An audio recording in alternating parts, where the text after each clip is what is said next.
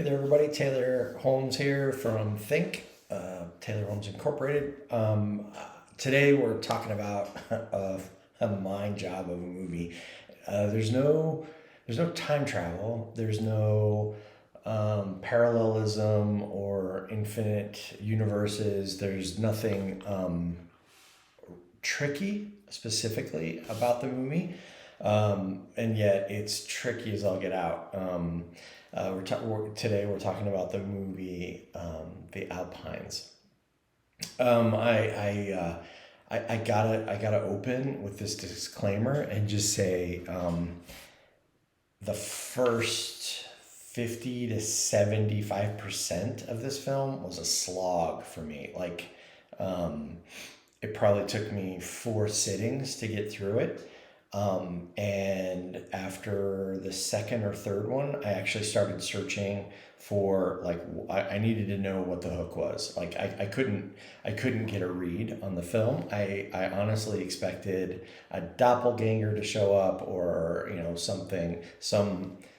think esque mind jobby kind of twist, but nothing was coming, and all it was catty high school. Well, you did this, and you slept with this person, and it was just going around. I mean, that was the point, right? That was the point. So just set that aside.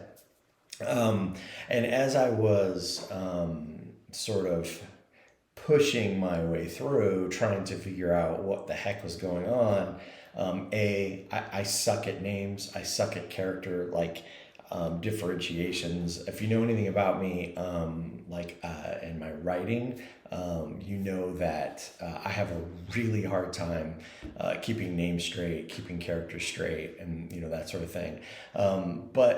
So I couldn't really track. The different characters in this film, and that's really critical to getting to the heart of it. Okay, so this video is assuming you've watched the film. If you have not watched the film, you need to time out, pause, stop it, because I'm about to just start dropping spoiler after spoiler and discussing the inner workings of the Alpine. So please hit pause. I think you can get it over on iTunes, Apple TV. I think all the big streamers have it. You can rent it right now. So don't continue on. Okay, so I'm assuming the rest of us have already seen the film. The Seven Deadly Sins, right? That is the topic of this movie, and I did not see it coming. The reveal and the blender high speed mode that unwinds towards the end is pretty brilliant. It's pretty fantastic. I know you've seen it. But it's actually kind of ironic. We just talked about Seven on the 100 best movies of all time, air quotes, from the Hollywood Reporter list I've been weekly going through one by one. So we covered Seven, and so here we are back again with Seven Deadly Sins, which is pretty interesting. Being a Christian myself, and deeply religious personally, and having a pretty good knowledge of the Bible and theology, and the fathers of Christianity. I actually did not know. Really anything about the Seven Deadly Sins, or where the heck they came from. They're not in the Bible. I mean, not as a group. But apparently, there was a writer named Ponticus, I think, who enumerated them. Apparently he based them on the 8 planets, and apparently they were guarded by aerial spirits, and I don't know. It's not theologically sound. Sure, not being greedy, not being slothful. That's. I mean, okay, but it's an interesting concept. This idea of the seven deadly sins, and that there are weights to sins, or one sin might be worse than another. If you know anything about the Bible, grace covers all sin. That's why Christ came, right? He came to take away sin. And it's an interesting point the movie actually makes itself. In the quote, in the wrap up, it said, although forgiven by God, damned to a life of predetermined torment by their sin. It's a brilliant quote. I've got a ping out to the screenplay writer, Molly, I believe her name is. She was one of the characters in the movie, and we'll see if she responds. But it's a fascinating idea, right? This idea that though forgiven for our sins, tormented to a life of predetermined torment of, by these actions that they have been committing, and so as you walk through the characters, you have gluttony, Roger the glutton. He had no temperance. You have Gills the greedy. He wasn't charitable. He had no charity. James the wrathful. He had no patience. That's an interesting comment on wrath. Rowan the envious. She had no kindness. So those who envy aren't kind, okay? Andy the lustful, no self-control.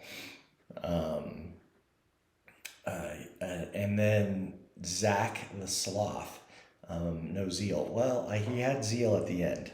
Definitely he had a lot of zeal at the end. But it took a while to spin him up. And then there was Pride. The character was Logan, and she's the one at the end wrapping everything up. She is the screenplay writer, Molly Corrigan.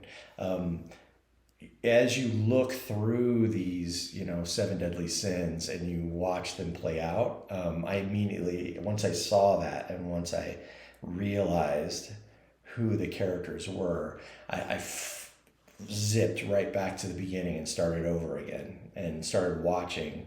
I had to detail each one out, but once I had the sin that they were an archetype for, had to watch through that again and see those sins play out throughout the entirety of the film. It's a great little movie. Definitely not perfect. Great as in a good time, right? A good reveal, a good hook. I love movies in this space of a black box, closed box, space, Black Bear. There's a ton of them, right, in that space. But the idea that they were all brought together by Zach himself, for a time away, a retreat, and the whole point was to reveal their sins, to cause an encounter with their sin. I think it brings me back to Dante's Inferno, and the opening stanza or two of that amazing apocryphal poem, and the way that the teller and the poem walks down through the lower rings of hell. Midway upon the journey of our life, I find myself within a forest dark, for the straightforward path had been lost. Ah me, how hard a thing it is to say, what was the forest savage, rough and stern, which in the very thought renews the fear. So bitter is it, death it is a little more, but of the good to treat, which there I found, speak will I of the other things I saw there. And that I think encapsulates the story here. We have a narrator walking us through the seven deadly sins, the lower rings of hell. It walks us through our friends and our safe others, and unpacks those and unravels them, and we watch as this group of friends just implodes. And it ends with pride controlling everything and trying to wrap their arms around it and keep themselves, proud, safe, outside of a fall, right? Anyway, really great movie. A lot of fun was had here throughout. You guys will have to forgive me for, taking a while to get to it. I have no idea who recommended it to me, but thanks for doing it, whoever it was. I'm sure it was Nancy, and Nancy will give me crap about it later. Regardless, thanks everybody, and make sure you keep following along, both over at THiNC and here on Patreon.